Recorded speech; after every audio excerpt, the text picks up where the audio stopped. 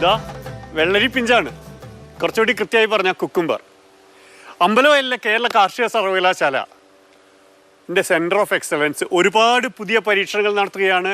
പച്ചക്കറികളുടെ കാര്യത്തിൽ, ഇലകളുടെ കാര്യത്തിൽ. വിപണിയിലേക്ക്, നമ്മുടെ അടുക്കളയിലേക്ക് വളരെ വൈകാതെ എല്ലാം സജീവമായി എത്താൻ തുടങ്ങുകയാണ്. സ്വാഗതം കൃഷിഭൂമിയിലേക്ക്.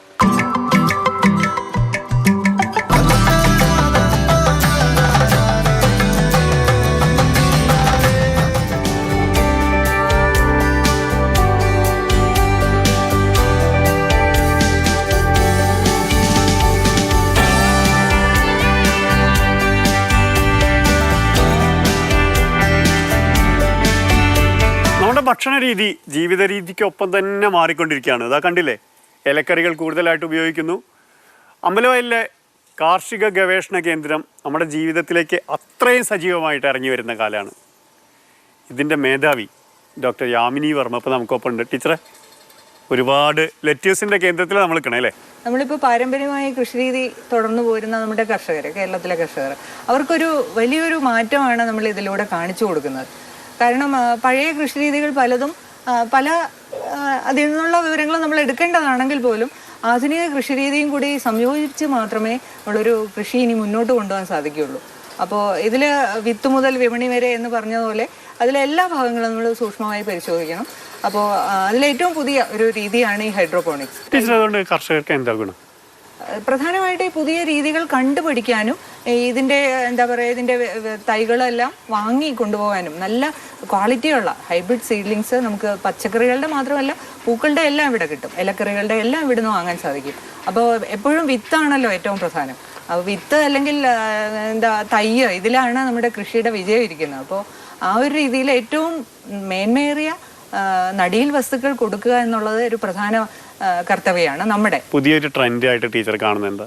എനിക്ക് തോന്നുന്നത് കർഷകർ തന്നെ സ്വയം മാറാൻ തുടങ്ങി. ഇങ്ങനെ ഒരു സാധ്യതയുണ്ട്. പണ്ട് നമ്മൾ പോളി ഹൗസ് കൃഷി എന്ന് പറഞ്ഞാൽ കേരളത്തിൽ വിജയിക്കില്ല എന്നൊരു ധാരണയുണ്ട്. അതെല്ലാം മാറ്റിമറിച്ചുകൊണ്ടാണ് നമുക്കിപ്പോൾ ഇതൊരു പോളി ഹൗസ് കൃഷി രീതി കേരളത്തിൽ സാധ്യമാണെന്നും അത് ലാഭകരമായി കൊണ്ടുപോകാൻ സാധിക്കുമെന്നും. മാത്രമല്ല വിപണിയിൽ നല്ല പച്ചക്കറികൾ, വിമുക്തമായ പച്ചക്കറികൾ എത്തിക്കാൻ സാധിക്കും എന്നുള്ളതൊരു തെളിയിക്കാൻ നമുക്ക് സാധിച്ചു. അതാണ് ഏറ്റവും വലിയൊരു സക്സസ് ആയി നമ്മൾ കാണുന്നത്. നല്ല കൃഷി, ഹെൽത്തി ഫുഡ്. അത് തന്നെ ഇത് പറഞ്ഞുതരാൻ ഒരുപാട് ആൾക്കാർ. അതെ അതെ അതെ.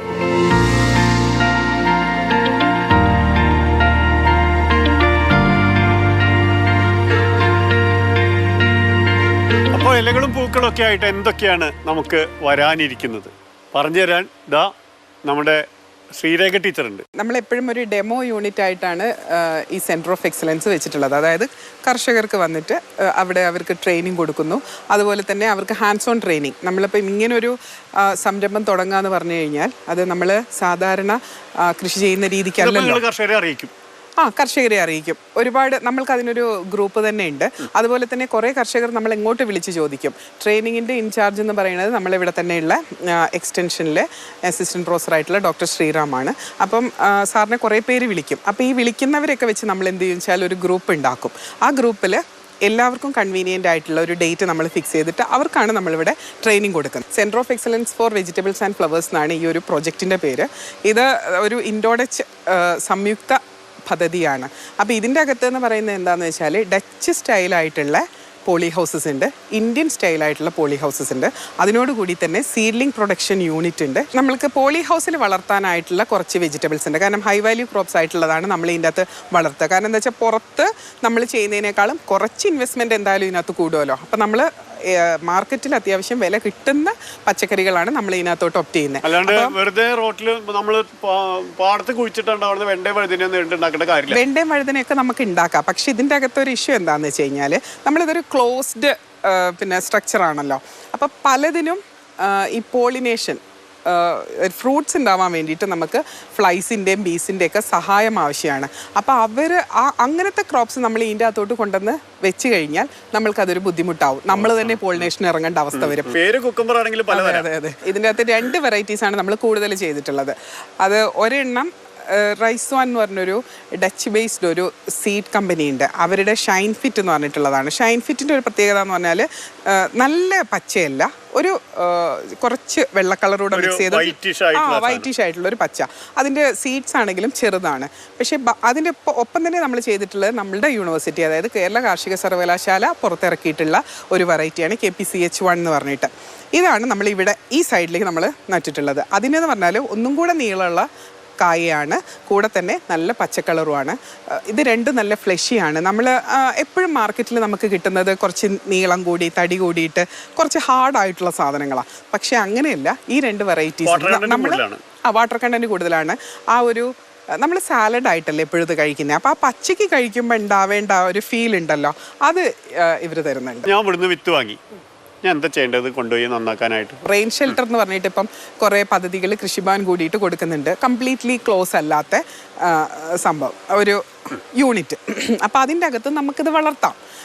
നമ്മളിപ്പം ഇതെന്ന് പറഞ്ഞാൽ നമ്മളുടെ ഒരു ഡെമോ ആയിട്ട് ഒരു പ്രൊജക്റ്റ് ബേസിസിൽ വന്ന് അത്യാവശ്യം എന്താണ് ആദ്യത്തെ ഇൻവെസ്റ്റ്മെൻ്റ് ഒക്കെ കൂടുതലുള്ള ഒരു സംഭവമാണ്. അപ്പോൾ ഇത് നമ്മൾ ആൾക്കാർക്ക് പറഞ്ഞു കൊടുക്കുമ്പോൾ ഇത് നമ്മൾ ഡെമോ ആയിട്ട് കാണിച്ചാലും അവർക്ക് ഇതെങ്ങനെ റെയിൻ ഷെൽട്ടറിൽ ഇത് വളർത്തിക്കൊണ്ട് വരാം എന്നുള്ളത്, അതായത് ലോ കോസ്റ്റിൽ വളർത്തിക്കൊണ്ട് വരാം എന്നുള്ളത് നമ്മൾ പഠിപ്പിക്കുന്നുണ്ട്. ഇപ്പം നിങ്ങൾക്ക് ഇതിൻ്റെ അകത്ത് നോക്കിയാൽ കാണാൻ പറ്റുന്നുണ്ടാവും, നമ്മളിത് ഗ്രോ ബാഗിലാണ് നട്ടിട്ടുള്ളത്, ഈ പ്ലാന്റ്സ് നട്ടിട്ടുള്ളത്.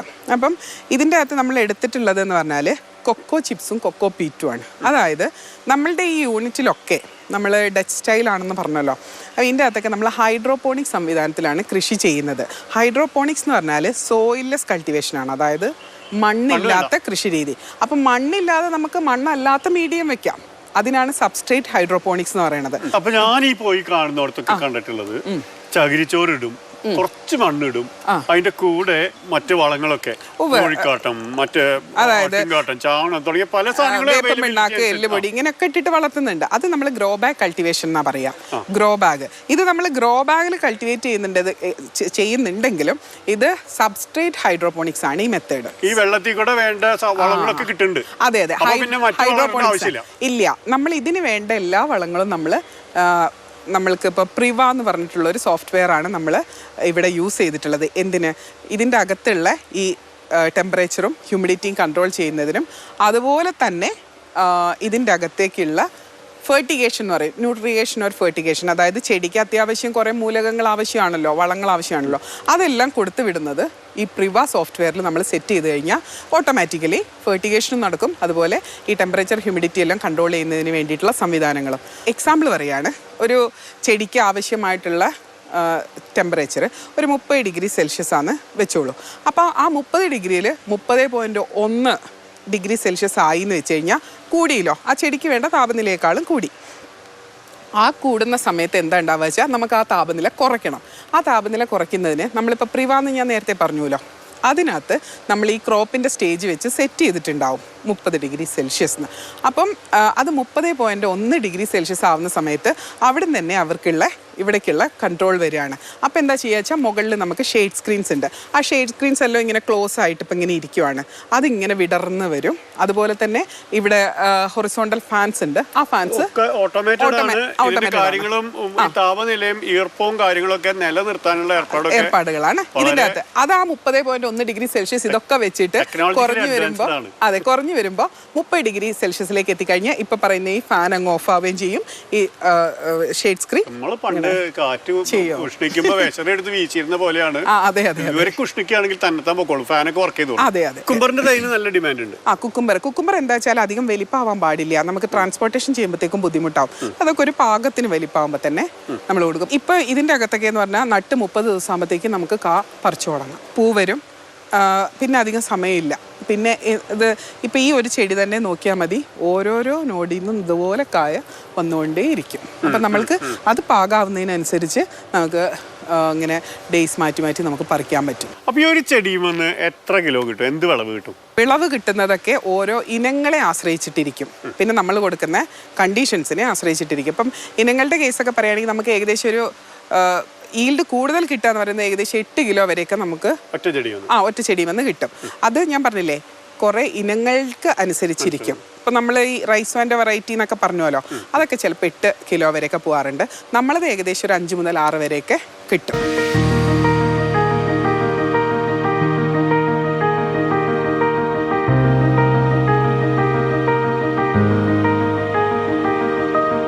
എനിക്ക് ക്യാപ്സിക്കം എനിക്ക് ഭയങ്കര ഇഷ്ടമാണ്. പക്ഷേ ഞാൻ ഈ പച്ചയെ കണ്ടിട്ടുള്ളത്. ആവുക ഇത് പഴുത്തിട്ടാണോ ഈ റെഡിഷ്? അല്ല, ഇതിൽ ക്യാപ്സിക്കം എന്ന് പറഞ്ഞു കഴിഞ്ഞാൽ ഈ പോളി ഹൗസിൽ 2 ടൈപ്പ് ക്യാപ്സിക്കം ഉണ്ട്. ഒരെണ്ണം റെഡും ഒരെണ്ണം യെല്ലോയും, നല്ല ചുമന്ന കളറും നല്ല മഞ്ഞ കളറും. നമ്മളെപ്പോഴും ഈ സാലഡ് എന്നൊക്കെ പറയുമ്പോൾ കുറച്ച് സാലഡ് കുക്കുംബർ ഇടും, പിന്നെ കുറച്ച് സവോള അരിഞ്ഞിടും, ഇച്ചിരി ക്യാരറ്റ് ഇടും. ഇതൊക്കെയാണല്ലോ നമ്മൾ ഉദ്ദേശിക്കുന്നത്. പക്ഷേ ഇപ്പോഴത്തെ ഒരു കണ്ടീഷൻ, ഒരു ട്രെൻഡ് എന്ന് പറയുമ്പോൾ നമ്മൾക്കറിയാം എല്ലാവരും ജിമ്മിൽ പോകുന്നു, വർക്കൗട്ട് ചെയ്യുന്നു, എല്ലാവരും കുറച്ച് ഹെൽത്ത് കോൺഷ്യസ് ആണ്. അപ്പോൾ നമ്മളെപ്പോഴും പറയുന്നത് എന്താണെന്ന് വെച്ച് കഴിഞ്ഞാൽ ഈ സാലഡൊക്കെ ഉണ്ടാക്കുമ്പോൾ നല്ല സ്നാക്ക് ടൊമാറ്റോ, അതായത് ചെറി ടൊമാറ്റോ എന്നൊക്കെ പറയുന്ന ചെറിയ ടൊമാറ്റോ, അതുപോലെ ഇതുപോലെ നല്ല കളേർഡ് ക്യാപ്സിക്കംസ്. എപ്പോഴും ഈ കളറിൻ്റെ ഒരു കാര്യം പറയുന്നത് എന്താ വെച്ചാൽ ഇങ്ങനത്തെ ഈ ബീട്രൂട്ട് അതുപോലെ ഇങ്ങനെ കളേർഡ് വെജിറ്റബിൾസ് ഒക്കെ കഴിക്കുന്നത് ക്യാൻസർ ഒക്കെ വരുന്നതിന് ഒരു പരിധി വരെയൊക്കെ തടയുമെന്ന് പറയുന്നുണ്ട്. അങ്ങനെ മുഴുവനായിട്ടെന്നല്ല, പക്ഷെ അതിനുള്ളൊരു കഴിവുണ്ട്. നമ്മൾ ആ സാലഡ് ഉണ്ടാക്കുമ്പോൾ ഒന്ന് ആലോചിച്ച് നോക്കൂ, കുറച്ച് നല്ല റെഡ് കളറും യെല്ലോ കളറും ഒക്കെ ആ ഗ്രീൻ സാലഡ് കുക്കുംബറിന്റെ കൂടെ. അതെ അതെ, കോൺട്രാസ്റ്റിങ്. ഇപ്പൊ എൻ്റെ മക്കളൊന്നും ഞാൻ പറയട്ടെ, അവര് തൈര് എന്ന് പറയുന്ന സാധനം കഴിക്കില്ല. ഇപ്പൊ അവര് കഴിച്ചു തുടങ്ങിയത് എങ്ങനെയാന്ന് വെച്ചാൽ ഞാൻ ഇതെല്ലാം ഇട്ടിങ്ങനെ ഇത് കുഞ്ഞായിട്ട് അരിഞ്ഞിട്ട് അതിൻ്റെ അകത്തോട്ട് ഇട്ട് കൊടുത്തു കഴിഞ്ഞാൽ അവർക്കും ഒരു ടേസ്റ്റ് വ്യത്യാസം. ക്യാപ്സിക്കത്തിന് ഒരു പ്രത്യേക ടേസ്റ്റ് ആണല്ലോ, അതിന്റെ ആ ഒരു ടേസ്റ്റ് അതിനകത്തോട്ട് വരും. അപ്പൊ ഒരു നല്ലതാണ്. പതിവ് ഗ്രീൻ ക്യാപ്സിക്കം ഇതുമായിട്ടുള്ള ഡിഫറൻസ് എന്താ? ഡിഫറൻസസ് വലിയ കാര്യമായിട്ടൊന്നുമില്ല. ഇതിനാ കളറിനുള്ള കണ്ടന്റ് ഇതിൻ്റെ അകത്ത് കാണും, യെല്ലോ അതുപോലെ തന്നെ റെഡിനുള്ള. ഇതിൽ രുചി വ്യത്യാസങ്ങളൊന്നും കൂടുതലായിട്ട് നമുക്ക് പറയാനില്ല. എല്ലാ ക്യാപ്സിക്കത്തിന്റെ അതേ ഒരു രുചി തന്നെയാണ് കിട്ടുന്നത്. ഇതെന്ന് പറഞ്ഞു കഴിഞ്ഞാൽ ഇതിന് പറയുന്ന പേരാണ് ക്രോപ്പ് വയർ എന്ന്. ക്രോപ്പ് വയർ ഇപ്പം എന്താ പ്രശ്നം വെച്ചാൽ നമ്മളൊരു പച്ചക്കറി, ഇനിയിപ്പോൾ മുളകായിക്കോട്ടെ തക്കാളി ആയിക്കോട്ടെ, നമ്മൾ ഓപ്പൺ കണ്ടീഷനിൽ നമ്മൾ വളർത്തുമ്പോൾ നമുക്ക് ഏകദേശം എത്ര സമയം കൊണ്ട് അതിൻ്റെ അകത്തുനിന്ന് ഹാർവെസ്റ്റിംഗ് ചെയ്യാൻ പറ്റും? ഒരു 3 മാസം അല്ലേ, ഏറി വന്നാൽ ഒരു 3.5 മാസം, അതോടെ ആ ക്രോപ്പ് കഴിഞ്ഞു പോവായി. പക്ഷെ നമ്മൾ ഇങ്ങനത്തെ ഈ ഒരു കണ്ടീഷൻസ് ഒക്കെ സെറ്റ് ചെയ്തിട്ട് ഇവർക്ക് ഇങ്ങനൊരു ക്ലോസ്ഡ് സ്ട്രക്ചർ കൊടുക്കുകയാണെങ്കിൽ, ഇപ്പോൾ തക്കാളി ആണെങ്കിലും മുളകാണെങ്കിലൊക്കെ നമുക്ക് ഏകദേശം 8 മുതൽ 10 മാസം വരെയൊക്കെ നമുക്ക് ഹാർവെസ്റ്റ് ചെയ്തുകൊണ്ടേ ഇരിക്കാം. ഇതിപ്പം റൈസോൻ്റെ വെറൈറ്റീസ് തന്നെ, ഞാൻ നേരത്തെ പറഞ്ഞ റൈസോൻ വെറൈറ്റീസ് ആണ്. ഇത് ഇൻസ്പിരേഷൻ, ഈ red colour inspiration, yellow colour അവിടെയുള്ളത് ബഷാറ്റ എന്ന് പറഞ്ഞിട്ടുള്ളൊരു വെറൈറ്റിയാണ്. ഈ 2 വെറൈറ്റീസാണ് ഇതിൻ്റെ അകത്തുള്ളത്. ഇവരൊക്കെ ഒരു പ്രത്യേകത, നമ്മളിവിടെ high yielding crops, hybrid varieties ഒക്കെയാണ് നമ്മൾ പോളി ഹൗസിൽ നമുക്ക് വളർത്താൻ നന്നാവുള്ളൂ. കാരണം എന്താ വെച്ചാൽ നമ്മൾ ഇത്രയൊക്കെ കാര്യങ്ങളെല്ലാം കൊടുത്ത് വളർത്തുന്നതായതുകൊണ്ട് നമുക്കിത് അത്യാവശ്യം ഹാർവെസ്റ്റ് വേണം, അത്യാവശ്യം മാർക്കറ്റിൽ കൊടുക്കാൻ പറ്റിയാലാണ് നമുക്ക് ആ ഒരു വരവ് ശരിയായിട്ട് വരുള്ളൂ. അപ്പോൾ ഇതിൻ്റെയൊക്കെ ഒരു പ്രത്യേകത എന്താണെന്ന് വെച്ച് കഴിഞ്ഞാൽ ഇതിങ്ങനെ കണ്ടിന്യൂസ് ആയിട്ട് ഗ്രോ ചെയ്തുകൊണ്ടേയിരിക്കും. അപ്പോൾ ഇത് ഗ്രോ ചെയ്ത് എത്തുന്നത് അവിടം വരെയാണല്ലോ. അവിടം വരെ എത്തിക്കഴിഞ്ഞാൽ പിന്നെ അതിന് ഗ്രോ ചെയ്യാൻ പറ്റില്ല. അപ്പം നമ്മൾ എന്ത് ചെയ്യും, ജസ്റ്റ് ഇതുപോലെ ഈ ക്രോപ്പ് വയർ ആ ക്ലിപ്പിൽ നമ്മൾ കുടുക്കിയിട്ടുണ്ടാവും. ഇത് അവിടം വരെ എത്തിക്കഴിഞ്ഞാൽ നമ്മൾ അവിടെ ലോവറിംഗ് എന്ന് പറയും, അതായത് അതൊന്ന് ലൂസൺ ചെയ്ത് കൊടുക്കും. ലൂസൺ ചെയ്ത് കൊടുക്കുമ്പം ഈ ക്രോപ്പ് വയർ ഇങ്ങനെ താഴോട്ട് വരും, അതിൻ്റെ കൂടെ ക്രോപ്പും താഴോട്ട് വരും. അപ്പൊ ഇതിന് വീണ്ടും വളരാനുള്ള സ്പേസ് നമ്മൾ കൊടുക്കുകയാണ്. അപ്പൊ താഴത്ത് എന്ത് ചെയ്യും വെച്ചാൽ നമ്മളൊരു അതെ ഇത് നീണ്ടു പൊക്കോളും. ഇതെന്ന് പറഞ്ഞു കഴിഞ്ഞപ്പോ കണ്ടു, ഇതിന്റെ താഴത്തെ ഇലകളൊക്കെ നമ്മൾ വെട്ടിക്കളഞ്ഞേക്കണം. എന്തിനാ വെച്ചാല് ക്രോപ്പ് വയർ നമ്മൾ ലൂസാക്കുമ്പോൾ ഇതിങ്ങനെ താഴോട്ട് വരും, ഈ തണ്ട് ഭാഗം. അപ്പൊ ഇതിപ്പോ ഏതാണ്ട് അതിന്റെ ഫൈനൽ സ്റ്റേജിലേക്ക് എത്തിക്കൊണ്ടിരിക്കുകയാണ് ഇവിടെ. ഫൈനൽ സ്റ്റേജ് ഏകദേശം, കാരണം ഇത് നമ്മള് ഒരു 8 മാസത്തോളായിട്ടുണ്ട്. അത് വേറൊരു കാര്യം കൂടിയുണ്ട്, നമ്മളിത് സാലഡായിട്ട് യൂസ് ചെയ്യുന്നതല്ലേ, അതായത് നമ്മളിത് പറിച്ച് പച്ചയ്ക്ക് തിന്നുന്ന സംഭവമാണ്. നമ്മളധികം കൂടുതലായിട്ട് കഴുകുന്നൊന്നുമില്ല. അപ്പം നമ്മൾ കഴുകുന്നില്ല എന്ന് വെച്ച് കഴിഞ്ഞാൽ കൂടുതലായിട്ട് നമ്മളിത് കുക്ക് ചെയ്യുന്നുമില്ല, നമ്മൾ ആസ്വദിച്ച് കഴിക്കുന്ന. നമ്മളിതിൻ്റെ അകത്ത് ഒരു സേഫ് ടു ഈറ്റ് എന്നുള്ളൊരു മെത്തേഡാണ്. അതായത് ഇതിപ്പോൾ ലീ സ്പോട്ടാണ്. ഇപ്പോൾ ഈ ലീ സ്പോട്ടിനെ നമ്മൾ കളയാൻ വേണ്ടിയിട്ട് ഇതിനകത്ത് ഈ രോഗനാശിനികൾ, രോഗം വരാതിരിക്കാനോ അല്ലെങ്കിൽ രോഗം അത് തന്നെ മരുന്നടിക്കുന്നില്ല. അപ്പം മരുന്നടിക്കാതിരിക്കുമ്പോഴാണ്, അതിപ്പോൾ ഫൈനൽ സ്റ്റേജ്, ഇപ്പം 8 മാസത്തോളം ആയല്ലോ, അപ്പോഴേ ഇത് വന്നിട്ടുള്ളൂ. അതുവരെ ഇത് നമുക്ക് നല്ല ഈൽഡ് തന്നിട്ടുണ്ട്.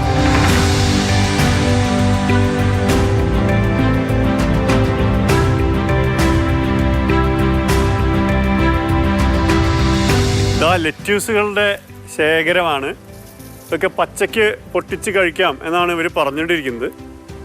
ലെറ്റ്യൂസാണ് കേളിക്കയിലാണ്, അതെ അല്ലേ? ശ്രീകാന്താണ് ഇതിൻ്റെ മേൽനോട്ടം. അതെ, എനിക്കിതൊരു അത്ഭുതമായിട്ട് തന്നെയാണ് തോന്നിയിരുന്നത് ഒരു വർഷം അല്ലെങ്കിൽ 2 വർഷം മുമ്പ് വരെ. പിന്നെ നമ്മൾ ഇതിനെക്കുറിച്ച് കൂടുതൽ പഠിക്കുകയും നമ്മൾ ഈ സ്കീമിൻ്റെ ഈ പ്രൊജക്റ്റിൻ്റെ ഇൻഡോടെച്ച് പ്രൊജക്റ്റിൻ്റെ ഭാഗമായിട്ട് നെതർലാൻഡിൽ 1 മാസം പോകാനൊക്കെ സാധിച്ചു. അങ്ങനെ അവിടെ പോയതിന് ശേഷമാണ് നമ്മൾ ഇതിനെക്കുറിച്ച് കൂടുതൽ പഠിക്കുകയും അവിടെ അത് കാണാനൊക്കെ സാധിച്ചു. പിന്നെ നമ്മൾ തിരിച്ചിവിടെ വന്നതിന് ശേഷം എങ്ങനെയെങ്കിലും ഇവിടെ ഒരു യൂണിറ്റ് എസ്റ്റാബ്ലിഷ് ചെയ്യുക എന്നുള്ളതായിരുന്നു ഞങ്ങളുടെ ടീമിൻ്റെ ഒരു ആഗ്രഹം. ഈ ഇസ്രായേൽ കൃഷിയാണ് ഭയങ്കരമായിട്ട് പകർത്തണം എന്നൊക്കെ പറയുന്നത്. അതിലും ഇതൊക്കെ തന്നെയല്ലേ ചെയ്യുന്നത് അവരും? ഡച്ചും ഇസ്രായേലുമാണ് ഏറ്റവും കൂടുതൽ ഈ രീതികൾ മറ്റുള്ള ലോക രാജ്യങ്ങളിലേക്ക് എത്തിക്കുന്നത്. ഇതിൽ നമ്മൾ ഏകദേശം ഒരു 10ഓളം ഇലകൾ നമ്മൾ കൃഷി ചെയ്യുന്നുണ്ട്. ലോലോ ബിയോണ്ട് ഉണ്ട്, ലോലോ റോസോ ഉണ്ട്, റൊമൈൻ ലെറ്റ്യൂസ് ഉണ്ട്. ഈ 3 തരത്തിലുള്ള 3 ഇനങ്ങളാണ് നമ്മളിവിടെ കൃഷി ചെയ്യുന്നത്. ഒക്കെ സലാഡിൽ നേരിട്ട് ചേർത്ത് കഴിക്കാം, അല്ലെങ്കിൽ ഇതാ ഇങ്ങനെ വെറുതെ പൊട്ടിച്ച് തിന്നെ ചെയ്യാം. പൊട്ടിച്ച് കഴിക്കാൻ പറ്റും നേരിട്ട്. ഇത് വേവിക്കാതെ കഴിക്കുമ്പോഴാണ് ഇതിൻ്റെ ഗുണം നമുക്ക് കൂടുതൽ കിട്ടുക. ഇത് നമ്മൾ കേളി കെയിൽ എന്ന് പറയും. കേളി കെയിൽ ഏറ്റവും ബെസ്റ്റായിട്ടുള്ളൊരു ലീഫി വെജിറ്റബിളാണ് ഈ കാണുന്നത്. ഇതിൽ ആൻറ്റി ഓക്സിഡൻറ്റ് ഈ പറഞ്ഞ പോലെ വിറ്റാമിൻ എയും സിയും കെയും അടങ്ങിയിട്ടുണ്ട്. നമ്മളിത് പച്ചയ്ക്ക് തന്നെ കഴിക്കാൻ പറ്റും, അല്ലെങ്കിൽ സാലഡായിട്ട് കഴിക്കാം. പിന്നെ ഇതിൻ്റെ ടേസ്റ്റ് ചില ആൾക്കാർക്ക് ഇഷ്ടമല്ലാത്ത സമയത്ത് ഒരു സെമി കുക്ക് അല്ലെങ്കിൽ അധികം വേവിക്കാതെ അങ്ങനെ കഴിക്കുന്ന ആൾക്കാരുണ്ട്. ഇതും ലെറ്റ്യൂസ് തന്നെയാണ് അല്ലേ? അതെ, ഇതും ലെറ്റ്യൂസാണ്. ഇത് റൊമൈൻ ലെറ്റ്യൂസ് എന്ന് പറയും. ഇതിപ്പോൾ ഹാർവെസ്റ്റിംഗ് ഒരു 5-6 ദിവസം കൊണ്ട് കൂടെ കഴിഞ്ഞ് കഴിഞ്ഞാൽ നമുക്കത് ഹാർവെസ്റ്റ് ചെയ്യാൻ പറ്റും. അപ്പം നിലവിൽ ഇതും നമ്മൾ മാർക്കറ്റ് ചെയ്യുന്നു. ഒരു കട ഒന്നിച്ച് പറക്കും. ഇത് നമ്മൾ ചെയ്യുന്നത് പറഞ്ഞത് ഇതുപോലെ നമ്മൾ പൊക്കിയെടുക്കാൻ പറ്റും. ഇതുപോലെ നമുക്ക് വെള്ളത്തിൽ കൂടെയാണ് വേണ്ട ന്യൂട്രിയൻസ് ഒക്കെ എടുത്തതിന് ശേഷം നമ്മൾ ഈ കപ്പിൽ നിന്ന്, ഇത് നെറ്റ് പോട്ടാണ്, ഈ നെറ്റ് പോട്ടിൽ നിന്ന് ഇത് റിമൂവ് ചെയ്തിട്ട് നമ്മൾ ജസ്റ്റ് റൂട്ടെല്ലാം കട്ട് ചെയ്തിട്ട് കുറച്ചും കൂടെ നിൽക്കണമെങ്കിൽ 1 or 2 days നമ്മൾ അതായത് നമ്മുടെ റെഫ്രിജറേഷൻ അല്ലാതെ നമ്മൾ വെക്കണമെങ്കിൽ ഈ ഒയാസിസ് ക്യൂബോർഡ് കൂടെ ചേർത്തിട്ട് നമ്മൾ പ്ലാസ്റ്റിക്കിൽ അല്ലെങ്കിൽ അതിൻ്റെ പാക്കേജിങ്ങിൽ അത് ചേർത്ത് വെച്ചിട്ട് നമ്മൾ കൊടുക്കും. അപ്പോൾ ഇതിൽ ഈർപ്പമുള്ളതുകൊണ്ട് കുറച്ച് കൂടുതൽ സമയം നമുക്ക് വാടാതെ നിൽക്കും. ഇത് റൊമൈൻ ലെറ്റ്യൂസ്. Romaine lettuce. ഇത് പക്ഷേ വേറെ ഇതാണ്. ഇത് നമുക്ക് എല്ലാവർക്കും പ്രിയപ്പെട്ടതായിരിക്കും. പാലക്ക് എന്ന് പറയുന്നത്, പാലക് പനീർ ഉണ്ടാക്കാനും നോർത്ത് ഇന്ത്യൻസിന് ഏറ്റവും പ്രിയപ്പെട്ട ഒരു ഇഷ്ടവിഭവമാണല്ലോ പാലക്ക് എന്ന് പറയുന്നത്. ഇത് എത്ര ദിവസം കൊണ്ട് വരുമല്ലോ? ഇത് 35 days നമുക്ക് അതിനുള്ളിൽ തന്നെ നമുക്ക് ഹാർവെസ്റ്റ് ചെയ്യാൻ പറ്റും. അതായത് വിത്ത് ഇട്ട് മുളപ്പിച്ച് ഓരോന്നിനും മുളയ്ക്കാൻ സമയമെടുക്കും. ചിലത് 1 ദിവസം കൊണ്ട് മുളയ്ക്കുന്ന വിത്തുകളുണ്ട്. ഇപ്പോൾ നമുക്ക് ബോക്ചോയ് എന്ന് പറഞ്ഞൊരു ഇനം ഉണ്ടായിരുന്നു, ഇപ്പോൾ അത് കഴിഞ്ഞു. ബോക്ചോയൊക്കെ നമുക്ക് വിത്തിട്ട പിറ്റേ ദിവസം നമുക്ക് മുള വരും. അത് ഒരു 7 ദിവസം അല്ലെങ്കിൽ 10 ദിവസം വരെ നമുക്ക് ഒയാസിസ് ക്യൂബിൽ അല്ലെങ്കിൽ വിത്ത് മുളപ്പിക്കുന്ന ആ സ്ഥലത്ത് വെച്ച് കഴിഞ്ഞാൽ, സീഡ്ലിംഗ് റൂമിൽ നമ്മൾ വെച്ച് കഴിഞ്ഞാൽ ഒരു 10-12 ദിവസം നമ്മൾ ട്രാൻസ്പ്ലാന്റ് ചെയ്യും. ട്രാൻസ്പ്ലാന്റ് ചെയ്യുന്നത് ഇവിടെ കൊണ്ടുവന്ന് ഇതിലേക്ക് ഇറക്കി വയ്ക്കുകയാണ് ചെയ്യുന്നത്. നെറ്റ് പോട്ടിലേക്ക് ഇറക്കി വയ്ക്കും. ഇറക്കി വെച്ച് ഏകദേശം 30 ദിവസം കൊണ്ട് നമുക്ക് ബോക്ചോയ് വിളവെടുക്കാൻ പറ്റും. പാലക്കൊക്കെയാണ് നമുക്കൊരു 30 മുതൽ 35 ദിവസത്തിനുള്ളിൽ നമുക്ക് പെട്ടെന്ന് വിളവെടുക്കുന്നതുകൊണ്ടും നമുക്ക് ജീവികൾ വരുന്നതും കുറവാണ്. പ്രൊട്ടക്റ്റഡ് സ്ട്രക്ചറും ആയതുകൊണ്ട് വളരെ കുറവാണ് നമുക്ക് ഇതിൻ്റെ ഉള്ളിലേക്ക്.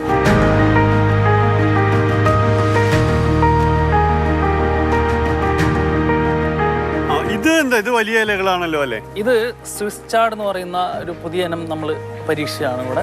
ഞങ്ങൾ ആദ്യമായിട്ടാണ് ഇത് ഇവിടെ ചെയ്യുന്നത്. ഇതിൻ്റെ തന്നെ 3 കളറുകൾ നമുക്ക് അവൈലബിൾ ആണ്. ഇത് ഇപ്പോൾ ഇതിൻ്റെ സ്റ്റെം വൈറ്റ് ആയിട്ടാണ് വരുന്നത്. ഇതിൻ്റെ യെല്ലോ നമുക്കുണ്ട്, റെഡും ഉണ്ട് നമുക്ക്. റെഡൊക്കെ ആകുമ്പോൾ കുറച്ചും കൂടി കളർഫുൾ ആയി. അതെ, പക്ഷേ മിന്റ് ആണ്, അതിൻ്റെ ഒരു മണം പ്രത്യേകിച്ച് വരാനുണ്ട്. അതെ, മിന്റ് നമ്മൾ ഏറ്റവും നല്ല രീതിയിൽ മിന്റ് ഉൽപ്പാദിപ്പിക്കാൻ പറ്റിയ ഹൈഡ്രോപോണിക്സ് മണ്ണിൽ ആ കൃഷി രീതിയിലാണ്. കാരണം എന്ന് വെച്ചാൽ ഇതിന് തുടക്കം എങ്ങനെയെന്ന് പറഞ്ഞു കഴിഞ്ഞാൽ നമുക്കിതിൻ്റെ വിത്ത് ആദ്യം ചെയ്ത സമയത്ത് നമുക്ക് കിട്ടാൻ പാടായതുകൊണ്ട് ഞങ്ങളിവിടെ ലോക്കൽ മാർക്കറ്റിൽ നിന്ന് ഒരു 10 തണ്ട് നമ്മൾ വെജിറ്റബിൾ ഷോപ്പിൽ നിന്നും ഒരു 10 തണ്ട് വാങ്ങി വീട്ടാവശ്യത്തിനായിട്ട് എടുത്തതാണ്. അതിൻ്റെ അടിഭാഗത്തുള്ള തണ്ട് കട്ട് ചെയ്ത് നമ്മൾ ജിഫി ബാഗിൽ ജസ്റ്റ് കുത്തി ഇതിൽ വെച്ചു. പിന്നെ അതിൽ നിന്ന് വരുന്ന മൾട്ടിപ്ലൈ ആയി വരുന്നത് കട്ട് ചെയ്തിട്ടാണ് ഞങ്ങൾ ഈ 2 ഇതും ഇത്രയും ഉണ്ടാക്കിയെടുത്തത്. ഒരു സാധാരണ കർഷകന് കേളിക്കയിലാണെങ്കിലും ഇപ്പം മിന്റ് ആണെങ്കിലും പാലക്കാണെങ്കിലും ഇതുപോലെയുള്ള ചെടികളാണെങ്കിലും അവനിത് കൃഷി ചെയ്യാൻ എന്താ ചെയ്യേണ്ടത്? സാധാരണ കർഷകന് ഇത് മണ്ണിലും വളരും. സാധാരണ മണ്ണിലും വളരും. നമ്മുടെ ഇതിൻ്റെ പുറത്ത് നമ്മൾ കൂടയിൽ വെച്ചിട്ടുണ്ട്. നമ്മളെ ന്യൂട്രീഷൻ കാർഡിലേക്ക് സെറ്റ് ചെയ്യാൻ വേണ്ടിയിട്ട് നമ്മൾ വെച്ചതാണ്. അപ്പോൾ സാധാരണമായിട്ട് ഇത് മണ്ണിലും വളരും. പക്ഷേ ഇതിൻ്റെ പ്രത്യേകത എന്ന് പറഞ്ഞാൽ ഹൈഡ്രോപോണിക്സിൻ്റെ പ്രത്യേകത മണ്ണിൽ വളരുന്നതിനേക്കാൾ പെട്ടെന്നും എളുപ്പത്തിൽ എന്ന് പറഞ്ഞാൽ അതിൻ്റെ പ്രത്യേകത എന്ന് പറഞ്ഞാൽ നമ്മളിത് ഡയറക്റ്റായിട്ട് ന്യൂട്രിയൻസ് ഇതിൻ്റെ റൂട്ട് സോണിലേക്ക് എത്തിക്കുകയാണ്. അതുകൊണ്ട് പെട്ടെന്ന് ചെടികൾക്ക് ആവശ്യമായ ലവണാംശങ്ങൾ ഇതിലേക്ക് എത്തുന്നതുകൊണ്ട് എളുപ്പത്തിൽ വേരുകൾക്ക് ഇത് വലിച്ചെടുക്കാനും നല്ല വലുപ്പത്തിൽ ഗ്രോ ആവാനും സാധിക്കും. ഇത് ഇവിടെ തക്കാളി ഉണ്ട്, നമ്മുടെ ക്യാബേജ്, കോളിഫ്ലവർ സാധനങ്ങളെല്ലാം ഉണ്ട്. അതെ, ഇത് പക്ഷെ മണ്ണിലാണ് അല്ലേ? അതെ. ഈ തക്കാളി എന്നത് നമ്മുടെ മണിത്തക്കാളി എന്ന് പറയുന്ന ആ വെറൈറ്റി ആണോ ഇത്? മണിത്തക്കാളി നമ്മൾ പറയുന്നത് ചെറിയ തക്കാളി ആയതുകൊണ്ടാണ് നമ്മളങ്ങനെ പറയുന്നത്. നമുക്ക് ചെറി ടൊമാറ്റോ എന്ന് പറയാം, അല്ലെങ്കിൽ സ്നാക്ക് ടൊമാറ്റോ എന്ന് നമ്മൾ പറയാം. Cherry tomato. അതെ, സ്നാക്ക് ടൊമാറ്റോ എന്ന് പറയാനുള്ള കാരണം നമുക്കിത് റോ ആയിട്ട് സ്നാക്സ് ആയിട്ട് കഴിക്കാനുള്ളത് കൊണ്ടാണ് നമുക്കിത് പേര് വന്നിരിക്കുന്നത്. ഈ ചെറി എന്ന് പറയുമ്പോൾ മധുരം ഉണ്ടാവും?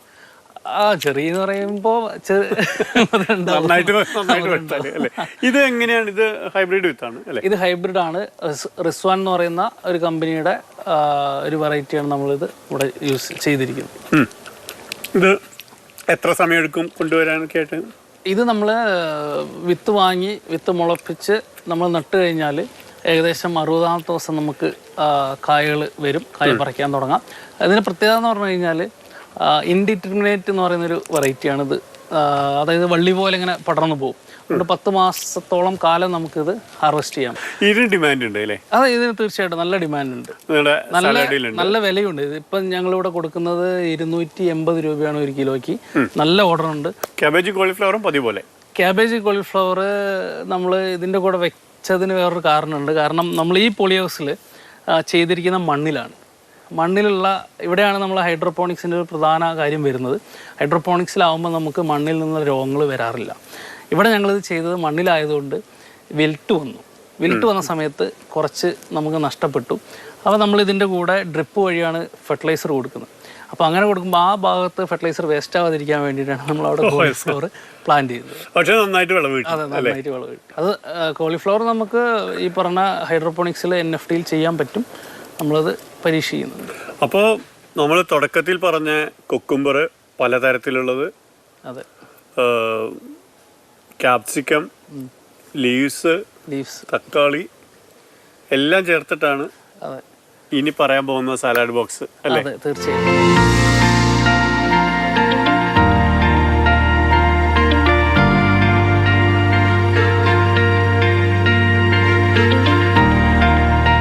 ഇതൊരു പരീക്ഷണ അടിസ്ഥാനത്തിലാണ് നമ്മളിപ്പോൾ തയ്യാറാക്കുന്നത്. എന്തൊക്കെയുള്ള ഇതിലുള്ളത് എന്ന് പറഞ്ഞാൽ നമ്മൾ ഇവിടെ ഉൽപ്പാദിപ്പിക്കുന്ന അല്ലെങ്കിൽ ഇവിടെ പ്രൊഡ്യൂസ് ചെയ്യുന്ന പച്ചക്കറികൾ തന്നെയാണ് ഇതിലുള്ളത്. എക്സ്ട്രാ എന്ന് പറയാൻ നമുക്ക് ചീസ് മാത്രമാണുള്ളത്. ഇതിൽ ചെറി ടൊമാറ്റോ ആണ്, ഇത് കാണുന്ന ചെറി ടൊമാറ്റോ ആണ്. പിന്നെ 2 തരത്തിലുള്ള കുക്കുംബർ നമ്മളിതിൽ പ്രൊവൈഡ് ചെയ്യുന്നുണ്ട്. ഒന്ന് മിനി കുക്കുംബർ എന്ന് പറയും, പിന്നെ രണ്ടാമത്തത് നമ്മൾ സാധാരണ കുക്കുംബർ, ഇംഗ്ലീഷ് കുക്കുംബർ എന്ന് പറയുന്ന ഇംഗ്ലീഷ് കുക്കുംബറാണ്. പിന്നെ വരുന്നത് നമ്മുടെ തന്നെ ക്യാപ്സിക്കം റെഡും ഉണ്ട്, അതുപോലെ യെല്ലോയും നമ്മൾ പ്രൊവൈഡ് ചെയ്യുന്നുണ്ട്. പിന്നെ വരുന്നത് നമ്മുടെ ഇവിടുത്തെ കേളിക്കയിൽ, അതുപോലെ ലെറ്റ്യൂസ്. ഇത്രയാണ് നമുക്ക് ഇതിനുള്ളിൽ വരുന്നത്. പച്ചയാണ്, ഒന്നും വേവിച്ചിട്ടില്ല, നമുക്ക് ഡയറക്റ്റ് കഴിക്കാൻ പറ്റും. പിന്നെ ഈ പറഞ്ഞ പോലെ ഡയറക്റ്റ് പച്ചയ്ക്ക് ഇത് കഴിക്കാൻ ഇഷ്ടമില്ലാത്ത ആൾക്കാർക്ക് വേണ്ടി മാത്രം നമ്മൾ ഇതിലൊരു ഡിപ്പ്, അതായത് നമുക്ക് 2 തരത്തിൽ നമ്മൾ ഉണ്ടാക്കാറുണ്ട്.